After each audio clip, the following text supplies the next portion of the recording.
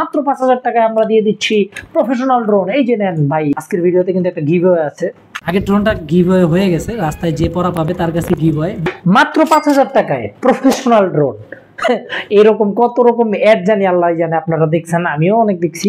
So আদৌ কি সম্ভব যে ৫,০০০ টাকায় খুব প্রফেশনাল লেভেলের কোনো ড্রোন পাওয়া যায়, বা সেমি প্রফেশনাল লেভেলের ড্রোন আপনি পাইতে পারেন? আসলে এটা কি সম্ভব? সো আজকের ভিডিওতে এইটাই জানবো। আমি একটা ড্রোন কিনছি, সো ওইটা নিয়ে কথাবার্তা হবে। ওইটা নিয়েই ওইটাকে আসলে ওইভাবে ভিডিও করতে পারে কিনা, বা ওইটা আসলে প্রফেশনাল লেভেলে শ্যুট করতে পারবেন কিনা, বা আপনারা যদি ভিডিও করেন ইউটিউবে বা ফেসবুকে কন্টেন্ট ক্রিয়েটর হন, তাহলে কি ওই ভিডিও কোথাও ইউজ করতে পারবেন কিনা, বা কতটা ইউজ করা যাবে, কিভাবে ইউজ করা যাবে, সবকিছুই মোটামুটি আমি আপনাদের বলবো এই ভিডিওতে। সো চলুন ভিডিওটা শুরু করি। আসসালামু আলাইকুম, আমি শিহাবুল সাকিব। আজকে আমি রিভিউ করব একটা খুবই জনপ্রিয় ড্রোন, যেটা বাংলাদেশে ম্যাক্সিমাম মানুষই আসলে চিনে জানে, বা প্রথম ড্রোন হিসেবে এই জিনিসটা কিনে থাকে। ভাই প্রফেশনাল লেভেলের ড্রোন DJI TJI যেগুলো ১-১.৫ লাখ ২ লাখ টাকা দামের, অত দামি ড্রোন দিয়ে আমার কোনো লাভ নাই, কারণ আমি ওইরকম সিনেমেটিক শট টট করি না। ড্রোন মোটামুটি সিনেমেটিক শট যারা করে বা সিনেমেটিক ভিডিও যারা বানায় তাদের জন্যই কাজে লাগে।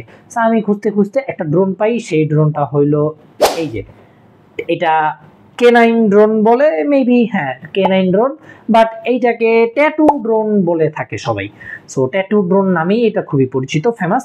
সো এটার বক্সের মধ্যে ড্রোন নাই, বেসিক্যালি ড্রোন হইলো আমি আলাদা করে রাখছি, কারণ আমি চিন্তা করলাম যে আনবক্সিং এর সময় এটা খুলো ওইটা খুলো অনেক সময় চলে যায়। সো আমি সময় বাঁচানোর জন্য বক্স আলাদা, প্রোডাক্ট আলাদা। সো আমি জানি না এই জিনিসটা আসলে আনবক্সিং আর রিভিউর ভিডিওর মধ্যে চলে কিনা, বাট আমি আবিষ্কার করলাম, কোনো সমস্যা নেই।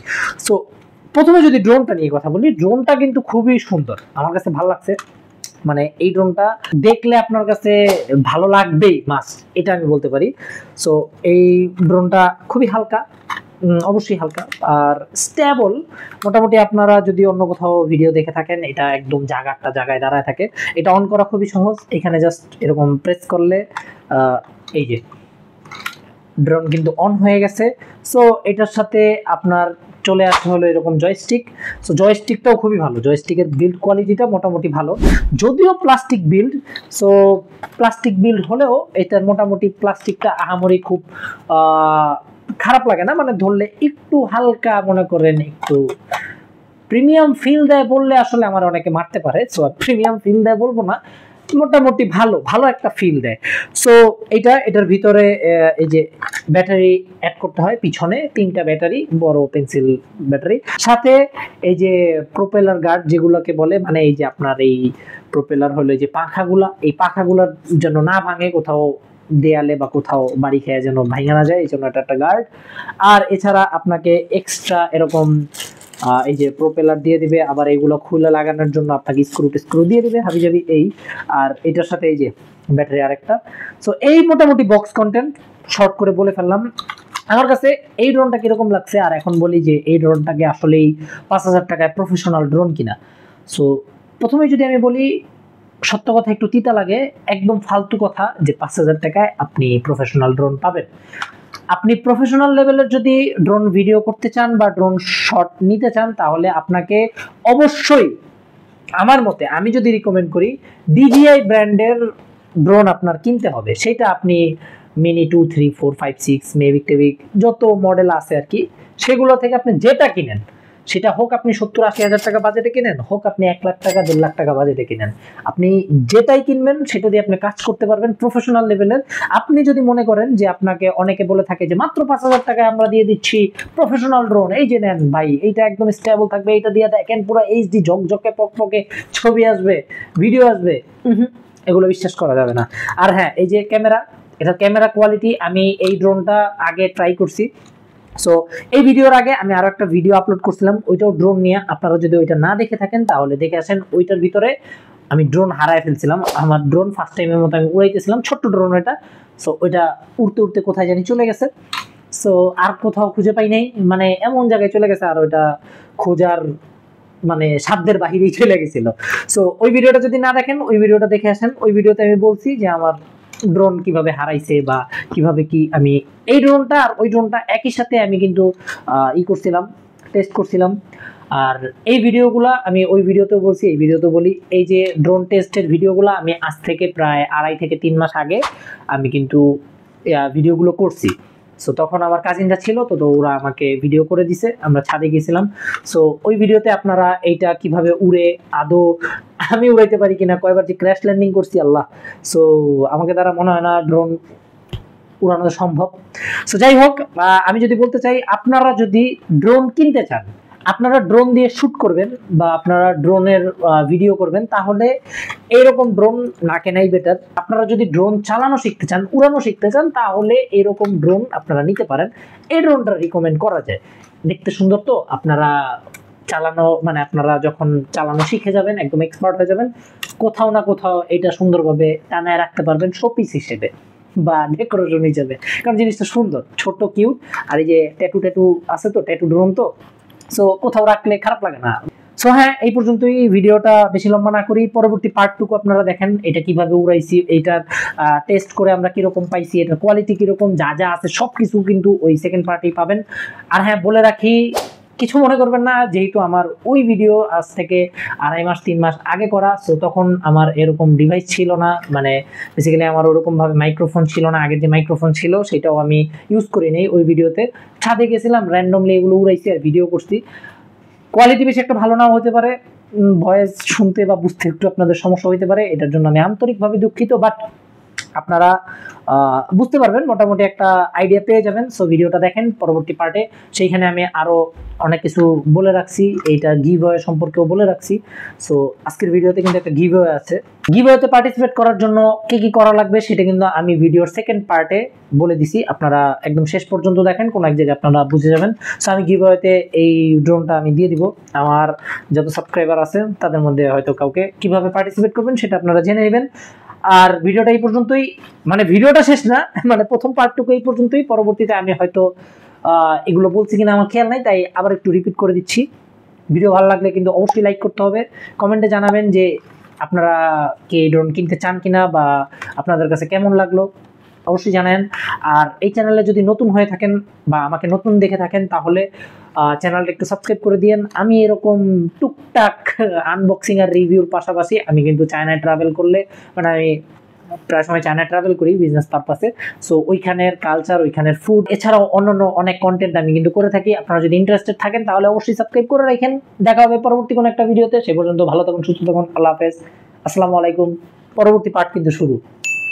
এখন কিন্তু এই ড্রোনটা ফ্লাই করব, যদিও এই ভিডিওটার আগে আরেকটা ভিডিও শুট করছিলাম, রুমের মধ্যে ট্রাই করছিলাম, বাট রুমের মধ্যে এই জিনিসটা একটু বড়, তো সো রুমের মধ্যে উড়াইলে ওরকম ভালোভাবে উড়ানো যায় না, সো একটা বড় স্পেসে এখন উড়ানোর চেষ্টা করব।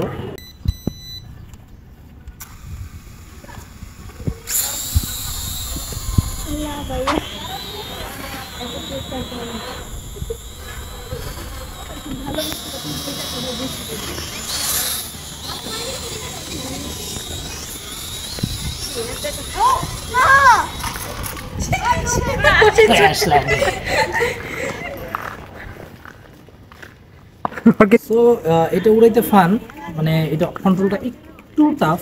আগেরটা যেমন একদম ইজি ছিল, যেটা খেলনা ড্রোন যেটা ছিল, এটা একটু মোটামুটি টাফ কন্ট্রোল করা। এখন বাতাসের জন্য হয়তো মোটামুটি বাতাসের কারণে এদিক ওদিক চলে যায়। সো আমি আর এটাকে বেশি দূর নিচ্ছি না, এখানে রেঞ্জের মধ্যেই রেখে রেখে দেখি উড়াইয়া কতক্ষণ উড়ানো যায় আর কিভাবে কি করা যায় সেটা আমি দেখতেছি। সো আবার উড়াই দেখাই।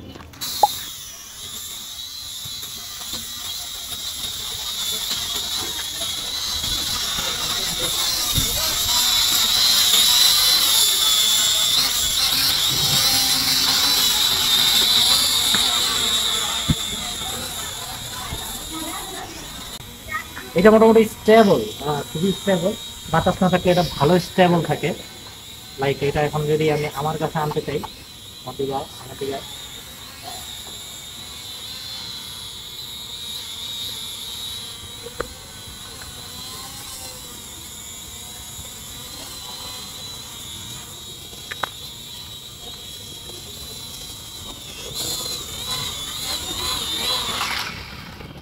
ওয়াও, সেফ ল্যান্ডিং করলাম। সো এটার ভিতরে ভিডিও কিরকম হয়, ভিডিওর কোয়ালিটিটা সেটা দেখি।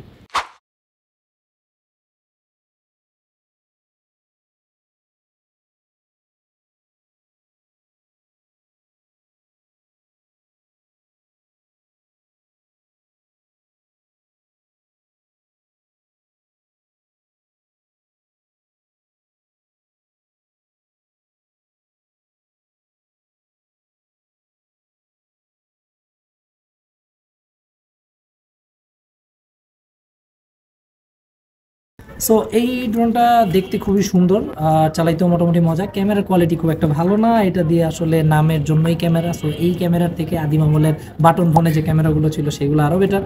সো এটা দিয়ে কেউ ভিডিও করবেন বা ভিডিও আপলোড করবেন এই চিন্তা করে যদি কেউ কিনেন, তাহলে আমি মনে করি এইটা আপনার কোনো কাজে আসবে না। বাট যদি একটু মজা করতে চান বা কোথাও ফ্লেক্স করতে চান বা আপনি প্লেন টাইপ কোনো কিছু উড়াইতে চাচ্ছেন কন্ট্রোল করার জন্য, সো এইটার জন্য এটা মোটামুটি একটা পারফেক্ট জিনিস হতে পারে। এইটা আমি অত দূর পাঠাইও নাই, আর এটা মোটামুটি কন্ট্রোল ভালো, আপনার স্টেবলও। বাট যখন বাতাস আসতেছে, জোরে জোরে বাতাস আসে, তখন এটা বাতাসের দিকে চলে যায়। সো বাতাস টান দিয়ে এটা নিয়ে যায়, তো তখন একটু ভয় লাগে যে এটা চলে গেলে কি আবার আগেরটার মতো আমি আনতে পারবো কি পারবো না।